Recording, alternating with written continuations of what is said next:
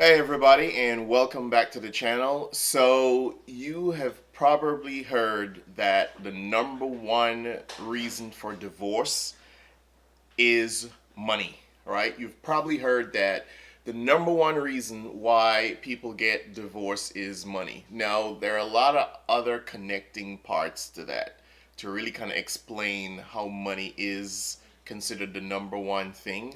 But by a lot of experts and by tons of research will tell you that money is the number one reason why people end up getting a divorce and a lot of times why people break up, right? So that's kind of one of the things that's there. So I want to ask you before I get into today's video, please leave in the comments, let me know, how do you go about deciding how money is spent in your relationship? Like what type of budgeting system do you have set up? Like who does what or pays what, or like how do you have that arrangement set up in your relationship as far as money is concerned? Because it can certainly cause a lot of problems in relationships. So that's what I'm going to discuss today, is just how important money is, and then obviously the role that money plays in your relationship. So look, we all know that people love to say and quote the old scripture that the root to all evil is money, right? Money is the root of all evil, and so apparently tons of money would probably lead to people doing evil things. I guess that's the way some people want to translate it. I don't quite look at it like that. I don't see money as necessarily, doing anything evil. I always believe that it's the human being, it's the person, right, who has money, who has to learn how to control money and control what they do with money. And so that kind of leads us now into the whole idea of relationships and money. Look, I have talked to so many couples, and just kind of to get a sense of how that dynamic of finances and money plays out in their relationship. And I tell you, it's different for everybody, but a couple things have really been consistent. As I spoke to a lot of people about this topic, a lot of things are really consistent, and it's that you have to really make a conscious decision at a certain point in your relationship. I guess maybe when you move in together or whatever the case is, how you're going to go about allocating finances for different types of things, who's responsible for what, and that sort of stuff. Or else, a lot of times, if you just leave it hanging out there, it can cause a lot of chaos. So the one of the most important things is spending, right? It's spending. A lot of times, what I realize is you have the saver and you have the spender in the relationship. So are you the saver or are you the spender? Because a lot of times you have the person who's more of a saver and the person who's more of a spender.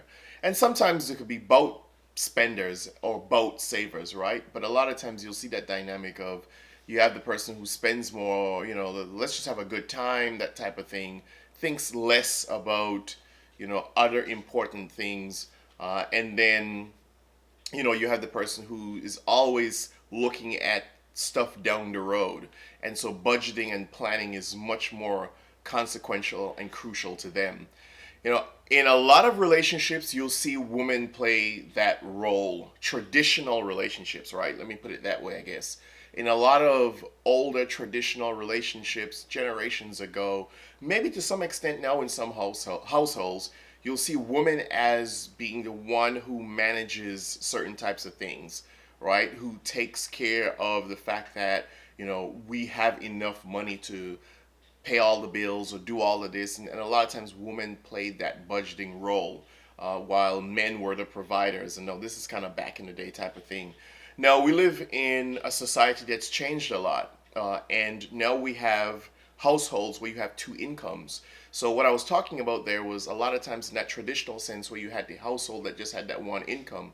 You know how many times I've heard some guys say that, well, I just make the money and she decides how to spend it, or something like that. You've probably heard that too, right? Oh, I just make the money. I don't spend the money. I don't even, that sort of stuff, that old traditional way. But now we have, in a lot of households, as I've said, we've got two people who are working in the household. And so there is an increased amount of income coming in. So now, how do you balance that? Because no one person has to carry the entire burden again. It's now two people are now responsible for, all of, whatever, responsibilities financially that you got to be taking care of, whatever debts and stuff and bills and all that kind of stuff that has to be paid. What I have realized is it is best to have one separate bank accounts. I've realized that having separate bank accounts is absolutely important, especially in a situation where you have two people earning, their own incomes. Then two bank accounts I think are really critical, because you have this person who have their own money and they're working for it, so it's their money, and then the other person the same. And then I've seen a lot of people have that joint account, and the joint account is usually where they will pool some of their resources, and each person throws some money in, and then they'll decide from that point, is this like, or joint savings or whatever the case is, and then we pull money from this joint savings or joint checking account to be able to take care of certain things, maybe around the house or whatever, if that stuff comes up. Then you'll also see some people just decide, besides having that joint account, they might decide, well, individually, I'm going to pay this bill, and then you pay this bill, or whatever the case is. And so that you have that balance, right? Some form of equity, I guess. That balance in terms of how each person is, contributing to the expenses and stuff like that, that you're just having to deal with on a month by month basis, in the household, taking care of kids and all that type of stuff.